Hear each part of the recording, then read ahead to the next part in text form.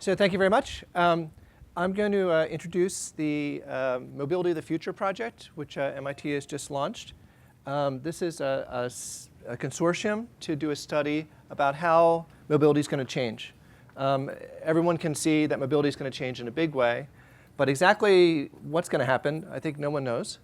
And there's considerable societal interest in what's going to happen and public policy interest. And so we're going to try to work on that. So you can see if you live in a city, the current system doesn't work. We have a lot of local pollution from transportation. People can't get where they want to go in a reasonable time because of congestion. Many people can't drive, so they really need to have some other way to get around. And then if you look at globally, the current system provides a lot of the CO2 that's polluting the atmosphere, and also a lot of the other toxic emissions. And so it's definitely something's going to happen. Also, about 1 billion more people are going to have enough money that they can afford to buy vehicles in the next 20 years compared to the number we have now. So almost double the number of vehicles. And so the whole situation is going to get much more serious than it is now. At MIT, we have research going in all the aspects of this. So I work on fuels. That's my basis. We have John Haywood and people in the Sloan Automotive Lab who are the experts on vehicles and engines.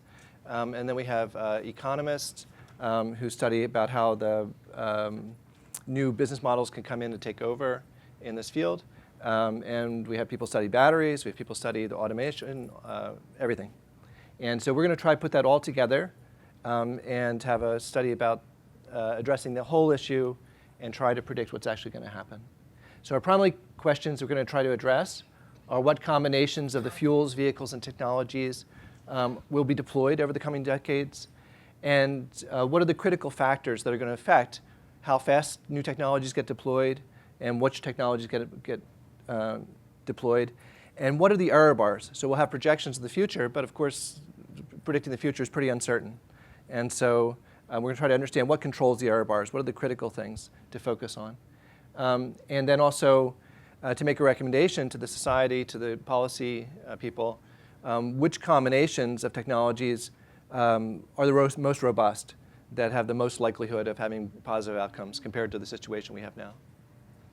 So our scope is broad. We're going to cover both fuels and vehicles, the infrastructure, even including things like the subway systems and the road networks, intelligent traffic signaling.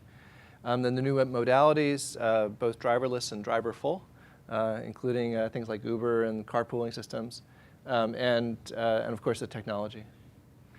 The key aspect of this is consumer choice. So billions of consumers around the world are going to make decisions about how they're going to get around and which vehicles they're going to purchase, what fuels they're going to use. And so we need to understand that. And so we have several members of the team are specialists in consumer choice, not just in the Western countries, but also in China. And also public policy is a huge thing. So the current system is sort of protected by many policies that sort of lock us into our current technology. And public policy is also very likely to force changes.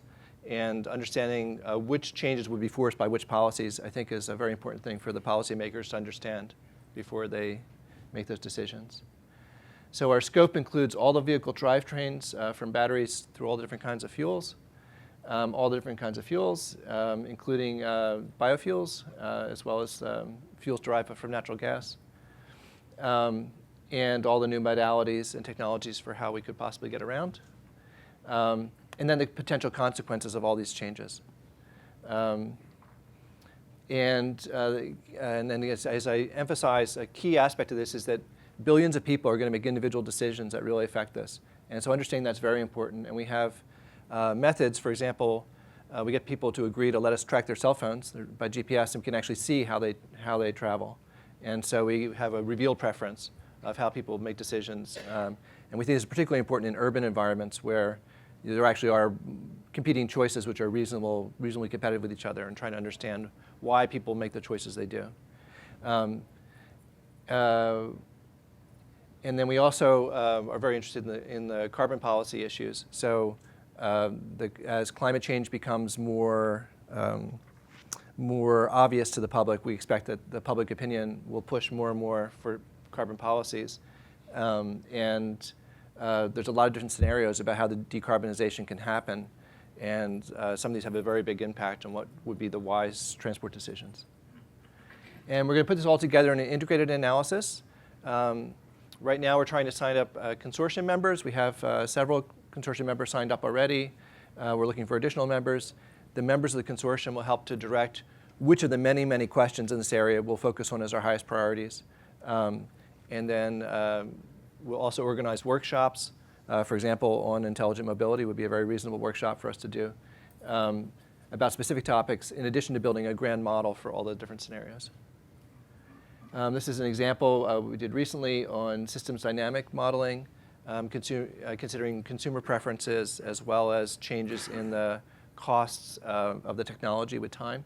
And you can see how some possible vehicles and fuels can be successful to enter the market and some will not be.